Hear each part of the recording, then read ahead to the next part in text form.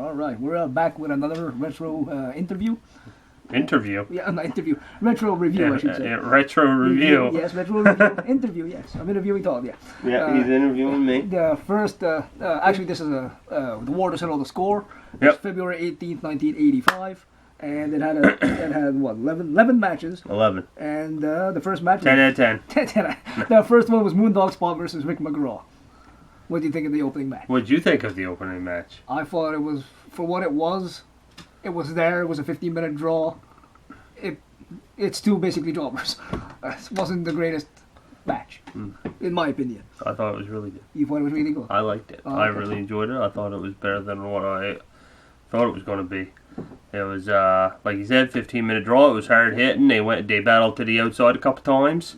A lot of good moves. Like usually with those jobber matches, you see a lot of rest holds and stuff. But this one was just suplexes and slams the whole way through it. Pretty back and forth. Yeah. Next one here is Johnny Rods and Jose Luis Rivera. Louis. Yes. Louis. Yes. And it was only 11. Holy crap! 11-minute match. Oh yeah, that was a long match, man. Jesus Christ, long yeah, match. Johnny Rods won. It started off really slow, but then the last about 5 minutes of it got really hard hitting as well, like the first one. I can't remember how Johnny Rods won. Did he win with the headbutt? Yes. Yeah, he just dropped the headbutt on him. Right, diving headbutt. Yeah. But yeah, it was decent. Yeah. It like I said, the first half of the match wasn't very good, really slow pace, but then the second half was pretty good. Picked up toward the end. Yeah, basically. it picked up toward the end. Yeah. By two jobbers, so I think it might have been the only time I ever saw Johnny Rods win a match. Yeah, me too. Jesus.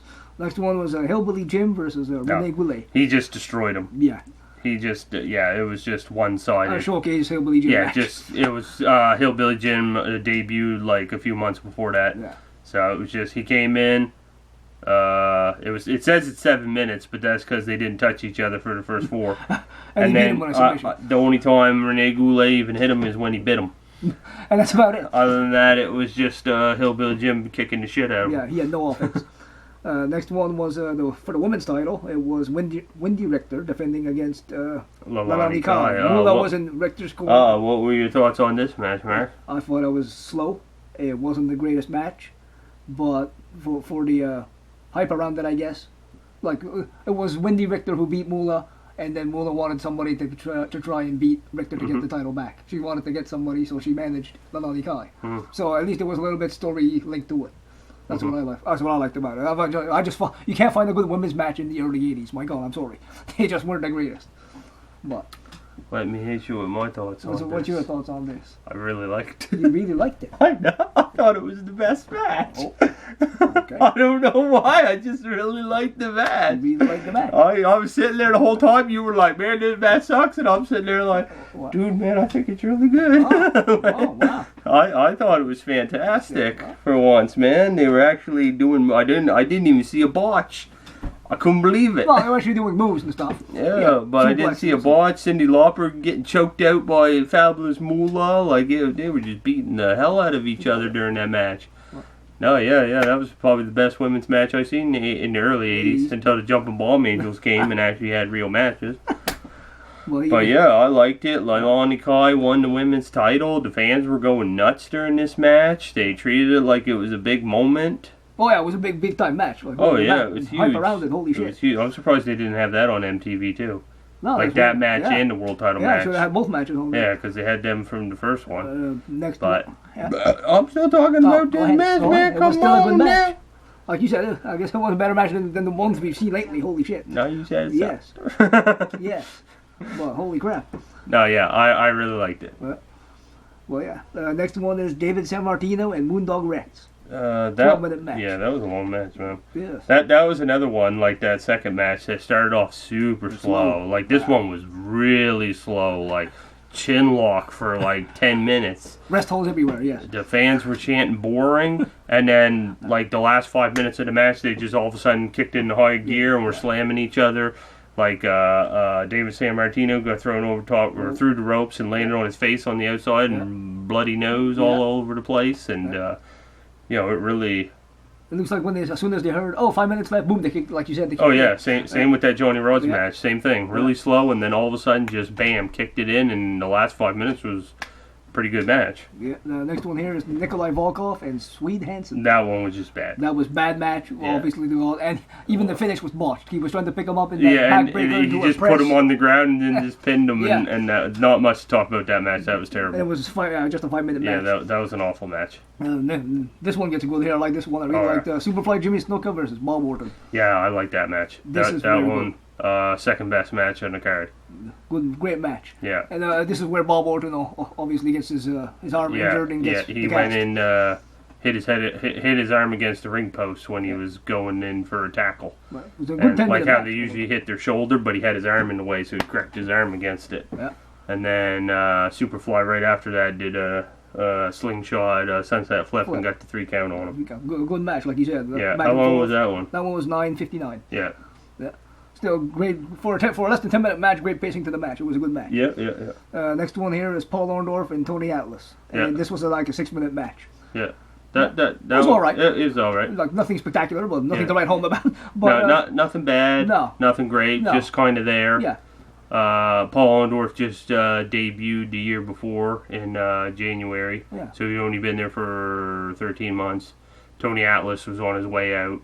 He was only there for like another year after that. How did it end? How did Orndorff beat him? He didn't beat him with the pile driver. No. Man, I really can't remember how that match ended. Because I know Tony Atlas did the pile driver on him. Yeah. And then he got up. I think he just rolled him up. I think it was just a cheap roll up. Man, I can't remember how that match ended, man. But it was all right. It was all right. And speaking of bad matches, here comes another one. The U.S. Express. Well, not really bad, just quick. Quick and short, yes. 39 seconds, tag title match, or 36 seconds. My bad. Yes. The U.S. Express defeated the Spoiler and the Assassin. Oh my God. Just hit the bolt, beat up the Spoiler. No, the Spoiler didn't even get in the ring. No. He just punched the Assassin a couple times, tagged in Barry Windham. He punched him a couple times, hit him with a Bulldog. 1, 2, 3, done. It was over. Yep. Just it's a short match. I don't know why they didn't have David San Martino versus one of those guys, like the Spoiler and the Assassin versus Rick McGraw, and then have the Moondogs versus At least it would have been the U.S. Express, because the Moondogs were former tag team champions. And the Moondogs weren't that bad, actually. No, they weren't a bad team. They were pretty good, man. They were rough and rugged and good team. Next one here was Don Morocco versus Salvatore Bellomo. Yeah, that was just a squash match. Yeah. Don Morocco, just to build him up. Yeah. Just came out. Salvatore Bellomo hit him a couple times, and then he just destroyed him. Caught him with the tombstone. Well, caught him with that nice belly to belly. Yeah, that was good. Man, it looked like a power slam off the top, but then he caught him and shifted his weight to belly to belly. Yeah, man, that was a sick belly to belly, man. That was good. He drove him through the mat and then caught him with the tombstone. Another guy with Bellomo was to the end of his career, basically. Yeah, he was almost done. Yeah, he was good in like the Independence and ECW. Yeah. Next match here, of course, is the main event. This was the match that aired on MTV or in co-production with MTV. Yeah. It was Hulk Hogan defending the title against Roddy Piper. This was a crazy match. Yeah. It was wasn't very long. How long was it? 8 minutes for a main event. 8:40. Yeah. But crazy match. Fans were nuts. just pooping their pants, every one of them. They're the ones that should buy all the toilet paper. Yeah. There we go. But ended by a weird ending. Yeah. Like the refs got knocked out. By Hogan. Paul Orndorff came in, started attacking Hogan, and then Mr. T came in, and then they all started brawling. But then they DQ'd. Wow. Then they DQ'd Piper because Orndorff came in first. Yeah. Because it was a different ref that made the decision, so I guess that's why they disqualified. Yeah. It should have been a double DQ. That's my opinion. Yeah. But I do like the way how it ended in a way, because then it set up WrestleMania 1. Yeah. So. And they had that great interview at the end with Roddy Piper coming with the towel on and everything. Just screaming. Right in the middle of Danny DeVito's interview. Yeah, right in the middle. Danny DeVito said he looked very wet. Boy, is Danny DeVito short. Oh my God. I didn't realize he was that short. That guy's tiny. Oh my God. But that was all of them, man. What is your score, Mark? My score. Let's get the Mark score first. Oh my goodness. Well, let's see here. 111. Let's see. 111. 2.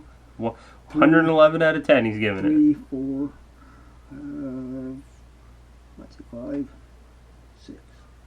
All right. About 6 matches that were I would consider jobber matches out of 11. So there was more. I said there was more good than bad. Obviously on this event, there was a lot more good. I would give it I give it a 7. He's giving it a 7. I give it a 7. He gives every event a 7. I don't give every event a 7. But I would give this a 7, actually. Check the tapes. Yes, He gives them all a 7. Yes. WrestleMania 17, 7. Yes, no. That would be a 9. There we go. That would be a 10. Moondog and Rick McGraw, I like that one. Johnny Rod's jobber match, but I didn't mind it. Hillbilly, that match sucked. The women's title, loved it. Bruno Sammartino, just the last few minutes. Nikolai Volkov, Sweet Hansen, I hated that match. Jimmy Snuka, Bob Orton. Yeah, that was great. Paul Ondorf, Tony Atlas, that was a good match. Can't remember how it finished though. The tag title match was very short, so I can't count that. Don Morocco, that was a short one, and the main event was good. So there was 1, 2, 3, 4 bad matches out of 11. So 7 good ones.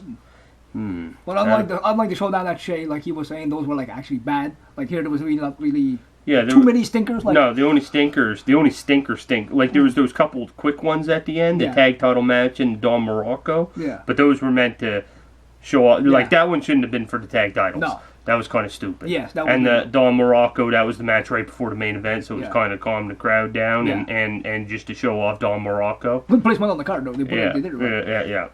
But so the only matches that I didn't like was Nikolai Volkov, Sweet Hansen was bad, and Hillbilly Jim Rene Goulet. That was just because they were just like showboating to the crowd for half the friggin' match. You should have just went in there and destroyed them. Yeah. But it was the right thing to have. The right people won, though. Yes, that's the good thing too. I always like that. Yes. I hate crappy match. I hate a crappy match when the wrong guy wins. Like what the fuck.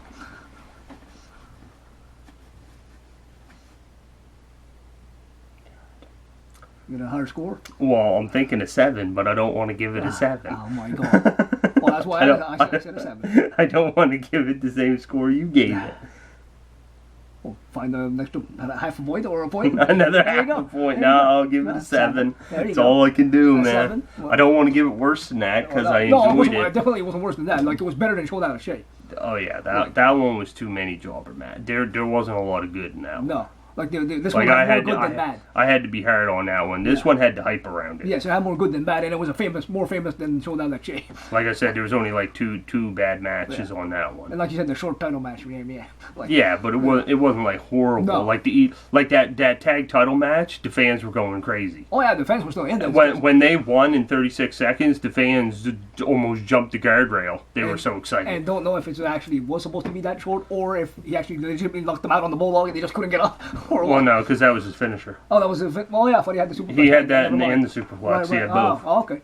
But yeah, other than that, we both because he had the bulldog at that time because Bob Orton had the suplex and they wouldn't have two people have the same in the moves. same territory. Right. And then when Bob Orton left, then he had the superplex after that. Right. But yeah, we both give it a 7. Hope you guys enjoyed these reviews. Again, please leave in the comments section below what you want us to review next. So anything. It could be any company. Try figure it out. If I don't have it, I will let you know. If I do have it, we will review it. Mm-hmm. So that was a 7 for that one. A very good event, solid event. And like he said, like he said, he liked the women's match. I wasn't a big fan of it, but he liked it. One of the best women's matches he had. Yeah. Brawl to End It All was better, though, of those two. Of those two? Well, I think I gave Brawl to End It All an 8 or an 8.5 something like or that. something. Yeah, I think you get it at 8.5. Yeah, man, that one's really good, but this one was solid as well. Yeah. The only thing I hated with this one is they would go from match to match to match to match. Like, sometimes there were no entrances. There was no, like... except for right at the end, there was no backstage interviews at all. No. Like Brawl to End It All, they had interviews throughout the whole thing. Unless people on YouTube they just clipped out the part. Maybe it was edited. I don't know, maybe. Yeah. But yeah, that hurt a little bit. Yeah, and at least they advertised that there was an upcoming Piper's Pit and a live event and stuff. At least they were going forward and announcing what was coming up, which I always liked. That was good. But yeah, great event. We both gave it a 7 out of 7. Again, like I said, 7 out of 7. We gave it a 7, both a 7 Perfect out of 10. score. Both a 7 out of 10. And if you want us to review anything else, leave it in the comment section below. So thank you guys for joining us, and I'll catch you guys in the next one.